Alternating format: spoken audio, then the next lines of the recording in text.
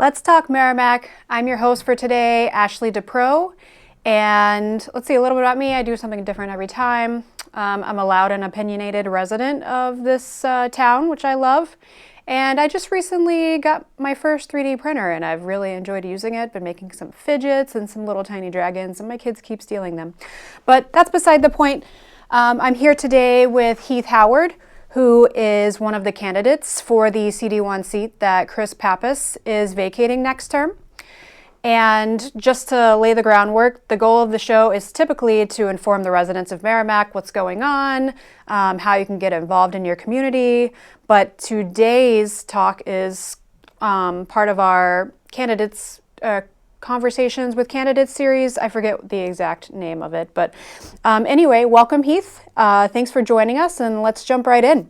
Yeah, thank you for having me. I appreciate you bringing me on today. Yeah, of course.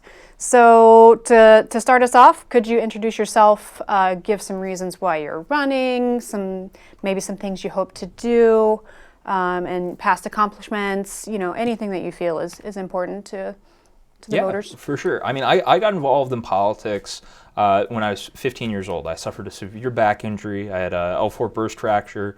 I had to have 4 rods, 8 screws put in. They had to rebundle my spinal cord. Very thankful that I wasn't paralyzed. But that experience really showed me just how broken our healthcare system is and why we need to have a universal healthcare system that takes care of every single person. It got me very politically engaged and motivated, and our perennial candidate in my town decided not to run in 2020, so I threw my name in.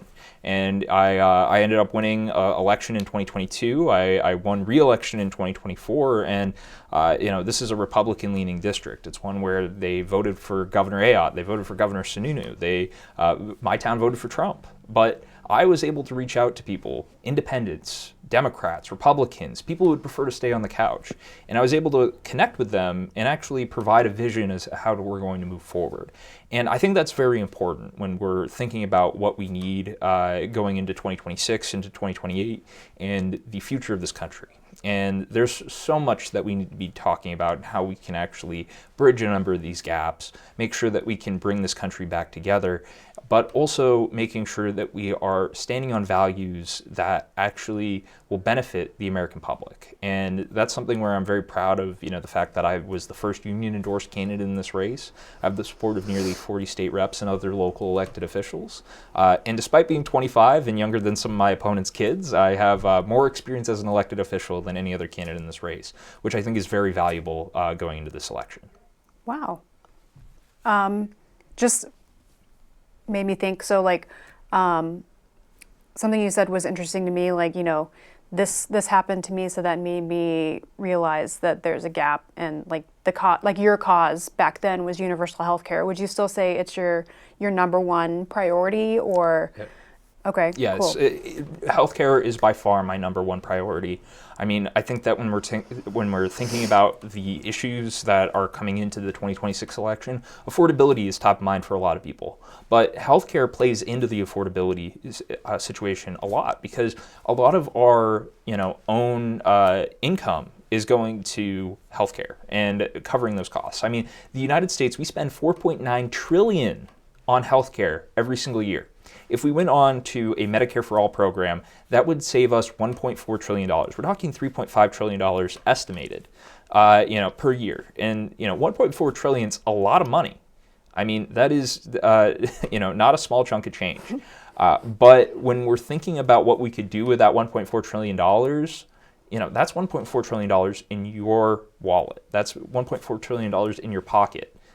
Well, not just yours, but the American public. And let's get this guy elected. No, I'm just kidding. We're not making everybody trillionaires here, but the thing is that when we're looking at that money, that's going to be huge savings. And it's the same thing when we're talking about education and how we need to be moving forward with things here in the state. When we're talking about, the highest in-state tuition anywhere in the country for our public universities. When we're talking about one of the highest exportation rates of high school grads going on to pursue higher education.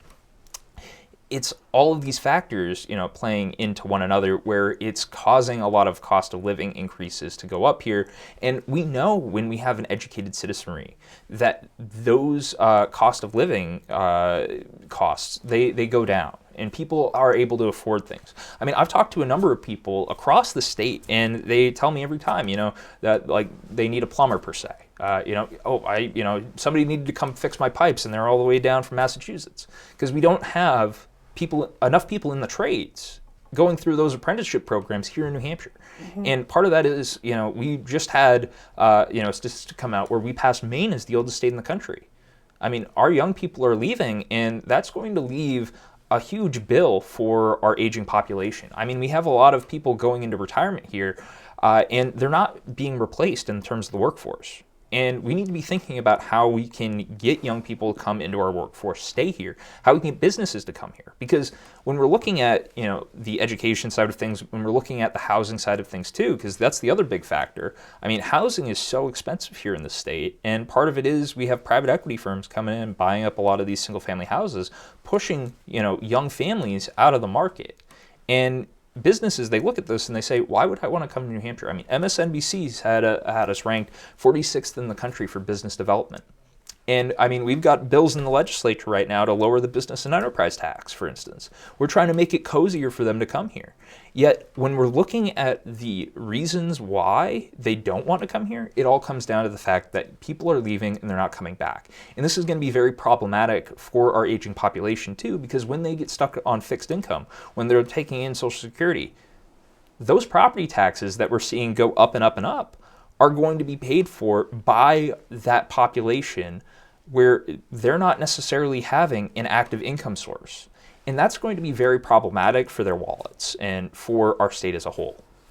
So you're saying a lot of figures and numbers, and at the end of the show we'll do the thing like, oh, you can contact Heath, and like we'll list your website and stuff. So do you have like the data that you're getting those numbers from on your website? So not on my website yet. We are working on a more comprehensive plan as to how we're going to implement a number of these policy proposals. And this includes things like PFAS and how we're going to handle water contamination and how we're going to actually move forward. Because I mean, there are so many different issue areas where we need to be very thoughtful as to how it's going to impact our community.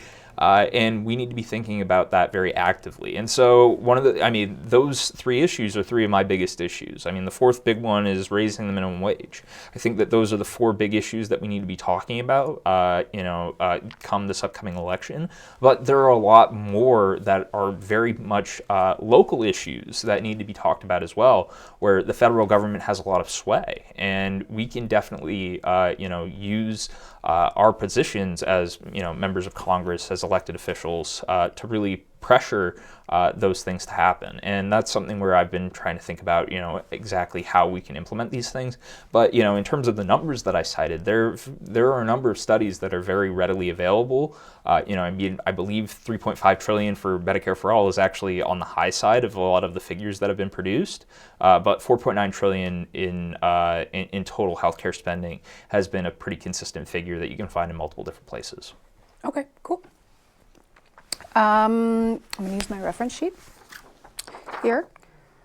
Okay, so you've already gone through some of these. Well, I'll just go ahead and ask you the question and concede the fact that you've already partially answered this question. But what experience and qualifications do you have to bring to Congress? Yep. Well, this is really important. As I said, being the youngest person in this race, having experience that actually matters and will help us get ready day one. I'm prepared to step into Congress day one because, I was the second most active Democratic legislator in the House last year.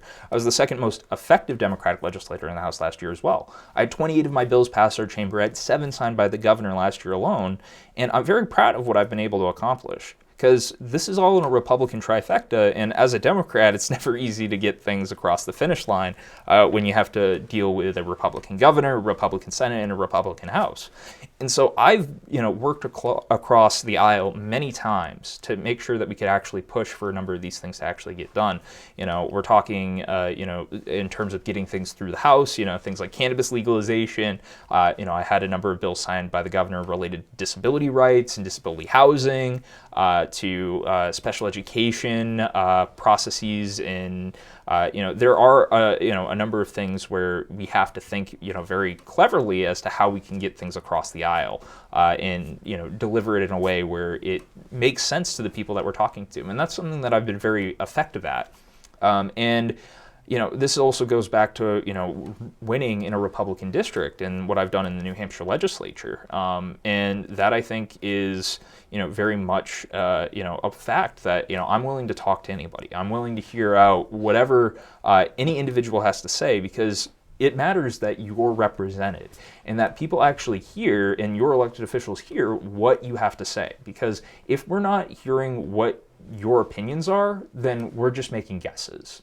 And we shouldn't be, electing people just to make guesses. We should be electing people to listen. And that's something that I've done in my position as a state rep, and it's something that I'll do as a U.S. congressman. And, I think that, getting things done is, half the battle. But I also serve as vice chair of the House Progressive Caucus, deputy ranking member on executive departments and administration, and the ranking member on the subcommittee on pensions. And I've stopped a number of bad things from happening too. On our state budget last year, when we were going through the debates, the Republican leadership actually put forward a proposal to gut the defined benefits packages that are provided to our state employees. And that would be something that we would no longer provide. And that would really undermine all of the state offices that and employees that we currently have, because in terms of what we offer, it's not necessarily as competitive as somebody in the private market, but it is something where you have a guarantee of benefits, and that is the difference. And by taking that away without a raise of any sort, that just throws them under the bus and says, okay, you can get a better job on the private market, in the private sector. And that's something that we have to be, thinking about, if we wanted to pursue that. I had to talk to Republicans, across the board, to, get them to stand up to their Republican leadership and say no. And we were successful at getting that removed from the budget. This is a budget that passed by one vote, and, I wish I could have done more to stop that. But this is a situation where, in terms of what I was charged with and what I was tasked with, I was able to fulfill the job that I was, given. And I'm very proud of the results that we were able to get in that regard. Another thing, just from, the 15 minutes I've spent with you so far, you mentioned earlier, just because you're young, you have more congressional experience, I think, than some of the other candidates. But I would not frame your youth as a negative aspect. I would frame it as a strength, because that's something I hear a lot. How do I phrase this nicely? People are tired of the same types of people always getting elected. We need people that represent, the younger generation as well.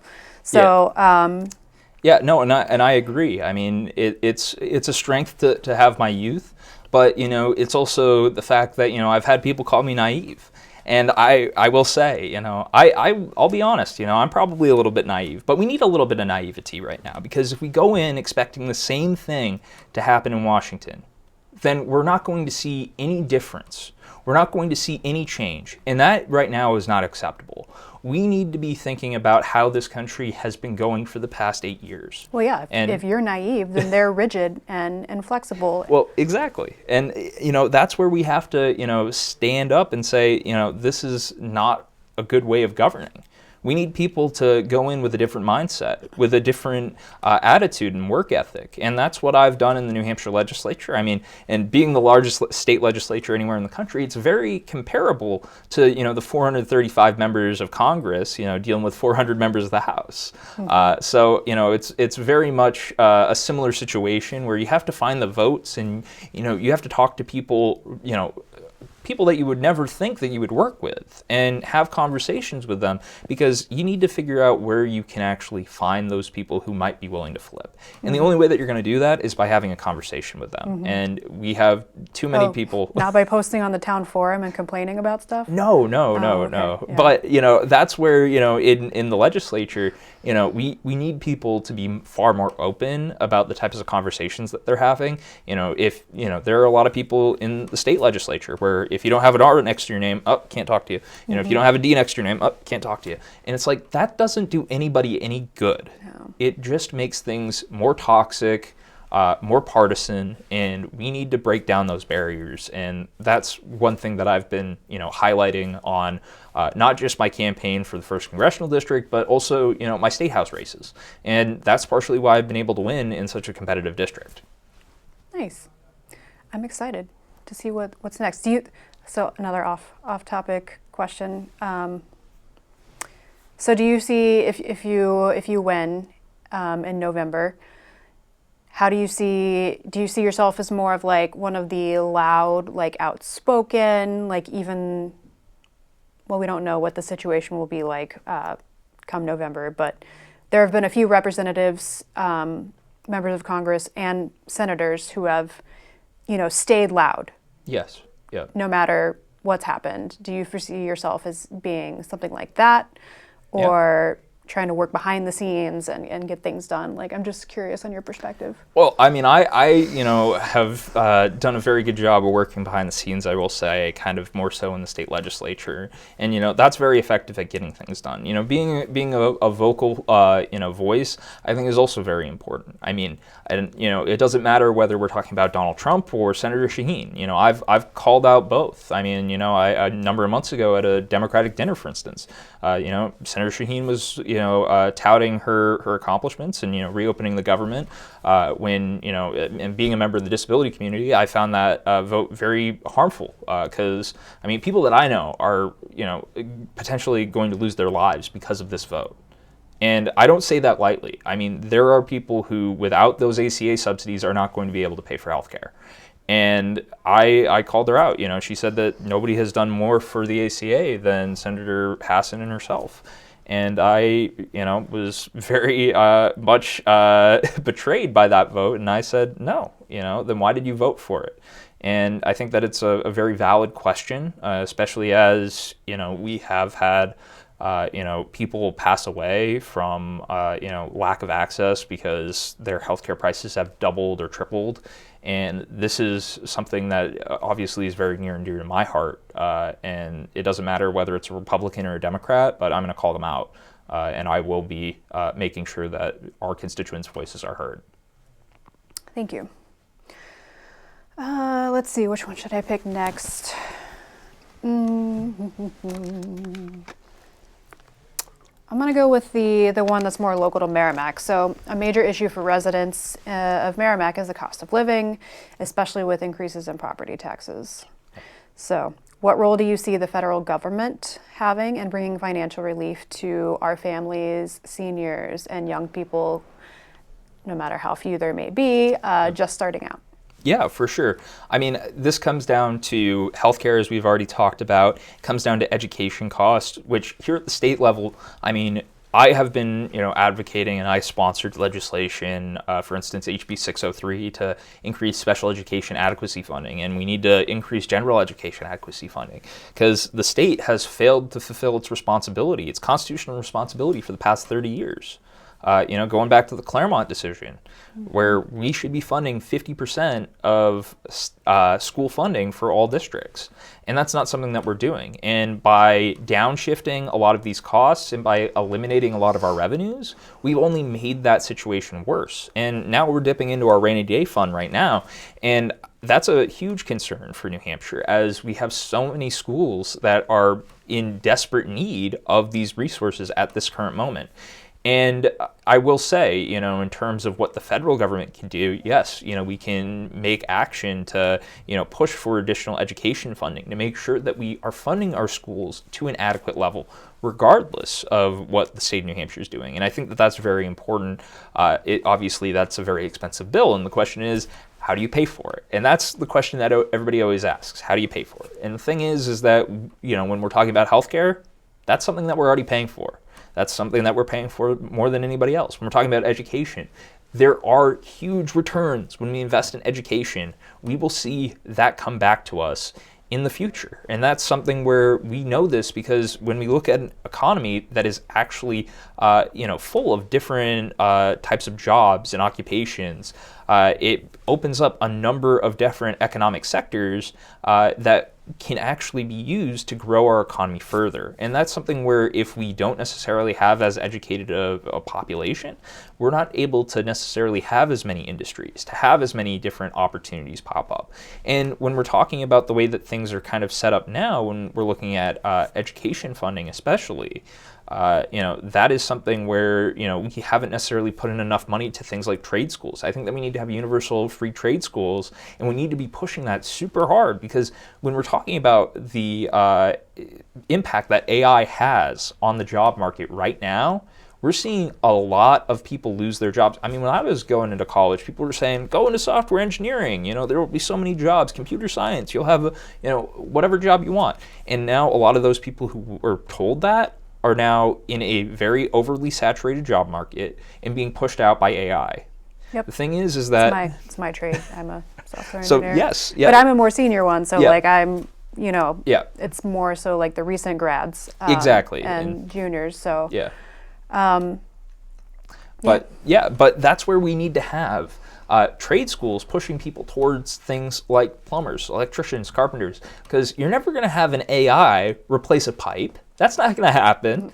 You're going to need people. Well, never say never. Come on, wait a second. Let's never say never, but but in terms of a future-proof job, you're not going to lose, a plumber's not going to lose their job in 5 years. A carpenter's not going to lose their job in 5 years. We're going to need these people in perpetuity, and that's not going to change. So that's where we need to be thinking about the types of jobs that we can push people towards, where we know that they'll be successful, where we know that they'll be able to have a career that actively provides them the resources that they need to survive and get by.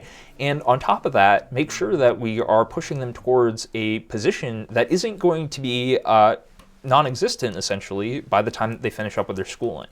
And that is, I think, where we need to be, thinking in the long run too. And that will be a lot cheaper than doing tuition-free public universities, which I also believe in. But that again is another cost that we need to discuss. And in terms of prioritizations, I think that we need to be pushing for trade schools a lot harder because that's where we really need the workforce. And when we're thinking about beyond the education aspect, when we're talking about things like housing, which we haven't really gotten into a whole lot here, we're seeing private equity firms come in and purchase up a lot of these single-family houses in our market. And I mean, when I say our market, I'm talking about New England as a whole, because we're seen as a climate haven. I mean, when you're looking at, wildfires in California to flooding in Florida, New England is relatively stable and it's relatively safe. And that's where, a lot of these private equity firms are looking at us as an investment.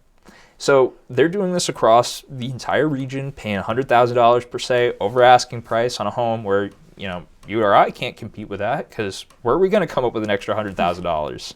I mean, if I'd love to hear. But, jokes aside, it is something where these firms are outpacing the ability for people and individuals to actually purchase these homes. And that's creating a lot of problems because when they put $100,000 extra over asking price, that raises all the values of the surrounding homes. And then when they turn those single-family homes into Airbnbs and short-term rentals rather than turning it into a long-term rental, that lowers our vacancy rate while also limiting our supply of houses and units available, so it increases rental rates because the supply is artificially limited.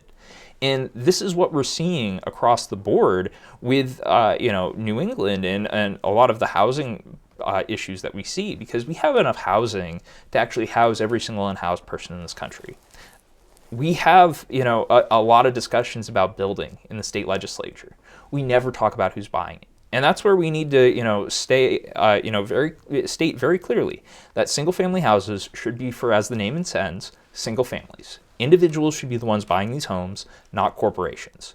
And I mean, hey, this is an issue where, I don't know if anybody saw the State of the Union the other day, but I mean, President Trump said the exact same thing. And this is something that I've been talking about for a long time. I sponsored legislation in the New Hampshire House, which unfortunately failed, to do exactly this at the state level.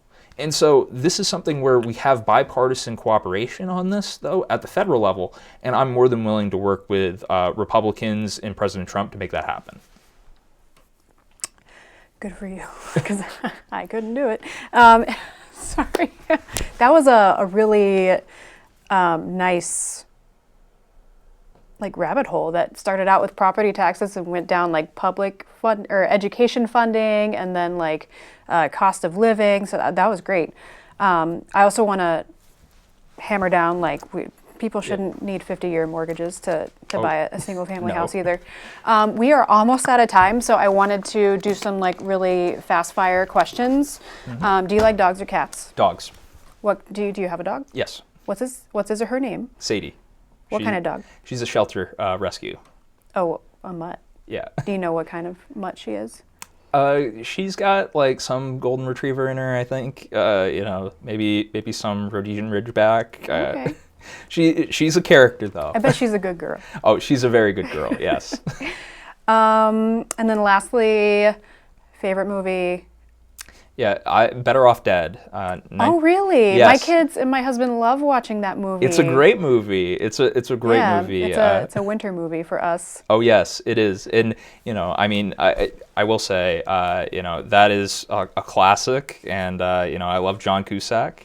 So that is definitely a high recommendation. And I don't know if they have it on streaming.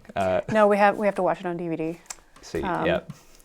Well, I think you just won my husband's vote. But anyway, thank you, Heath. Merrimack, that's our show for today. We have a long one for you.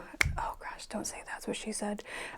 We'd like to hear your ideas I just said it, for show topics. So reach out to talkmerrimack@gmail.com and follow us at Talk Merrimack. And then we're also going to have some things on the screen right now where you can contact Heath if you want to learn more about his campaign or get to talk to him. It sounds like if you email him, he might actually email you back. So I look forward to our next conversation. And with that, stay warm. Thank you.